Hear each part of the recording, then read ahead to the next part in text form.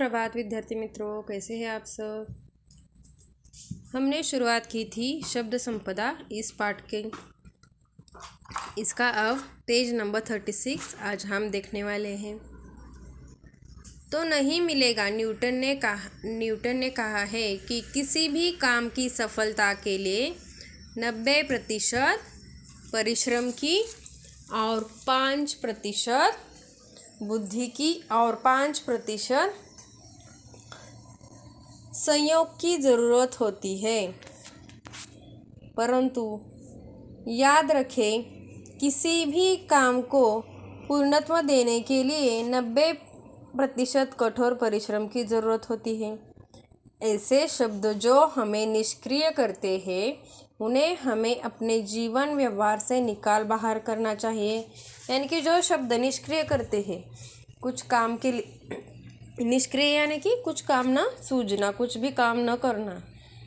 कुछ भाषाओं के शब्द किसी भी अन्य भाषा से मित्रता कर लेते हैं और उन्हीं से एक बन जाते हैं। जैसे देखिए, आपके मित्रों में से कुछ ऐसे हैं जो सबसे घुल मिल सकते हैं। कुछ ऐसे होते हैं कि वे औरों से मित्रता नहीं कर पाते। तो देखिए, जैसे हमारे मित्र होते हैं, उनमें से कुछ ऐसे भी मित्र होते हैं जो सब में घुल मिल जाते हैं, यानी कि सभी से बातें करते हैं।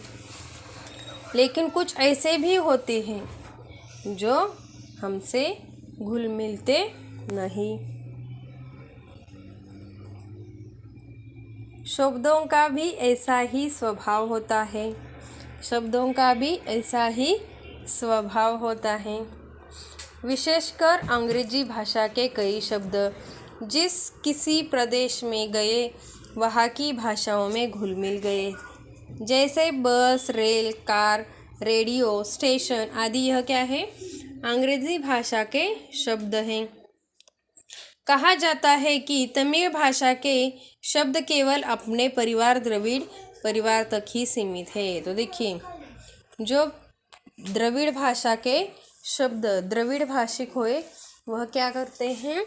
अपने परिवार तक ही अपने शब्दों को रखते हैं। वे किसी से घुलना मिलना पसंद नहीं करते। अलबत्ता हिंदी के शब्द मिलनसार है, परंतु सब नहीं। कुछ शब्द तो अंत तक अपना स्वतंत्र अस्तित्व बनाए रखते हैं। तो कुछ शब्द कैसे होते हैं कि अपना खुद का स्वतंत्र ऐसा अस्तित्व बनाकर रखते हैं। आपने मूल रूप में ही वे अन्य स्थानों पर जाते हैं। कुछ शब्द अन्य भाषा के साथ इस प्रकार जुड़ जाते हैं कि उनका स्वतंत्र रूप खत्म सा हो जाता है।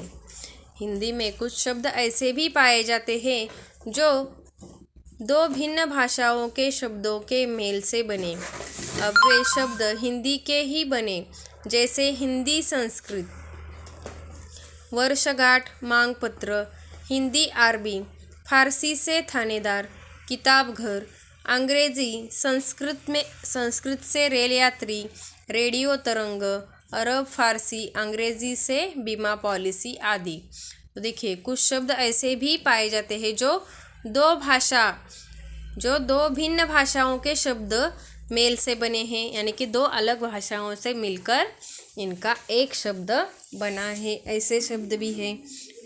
जैसे यहाँ पर उदाहरण दिया है, कौन कौन सी भाषाएं? तो हिंदी और अरबी है, हिंदी और संस्कृत है। हिंदी और संस्कृत से क्या शब्द बने हैं? वर्षगांठ, मांग पत्र, है ना। तो हिंदी और अरबी से कौन से शब्द बने हैं? फारसी से थानेदार, किताब घर, अंग्रेजी और संस्कृत से रेल यात्री, रेडियो तरंग, अरबी फारसी अंग्रेजी से, इन तीनों भाषाओं मिलके कौन सा शब्द बना? बीमा पॉलिसी। तो यह इन सभी मेलजुल कर भाषाओं से निकले हुए शब्दों के उदाहरण हैं। इन शब्दों से हिंदी का भी शब्द संसार समृद्ध हुआ है, यानी कि हमारे जो हिंदी भाषा का शब्द भंडार है वह बहुत ही बड़ा हो चुका है, समृद्ध बन चुका है। कुछ शब्द अपनी माँ के इतने लाडले होते हैं कि वे माँ माँ यानी कि मातृभाषा को छोड़कर औरों के साथ जाते ही नहीं।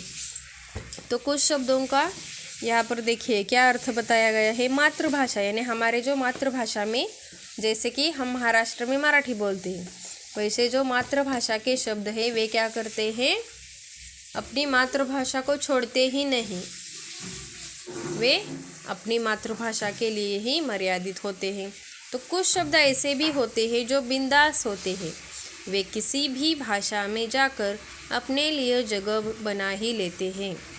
शब्दों के इस प्रकार बाहर जाने और अन्य अनेक भाषाओं के शब्दों के आने से हमारी भाषा समृद्ध होती है। तो देखिए, अलग अलग भाषाओं का मेल होने के कारण और उनसे उत्पन्न हुए शब्दों के कारण क्या होती है, भाषाएं बहुत ही समृद्ध होती है।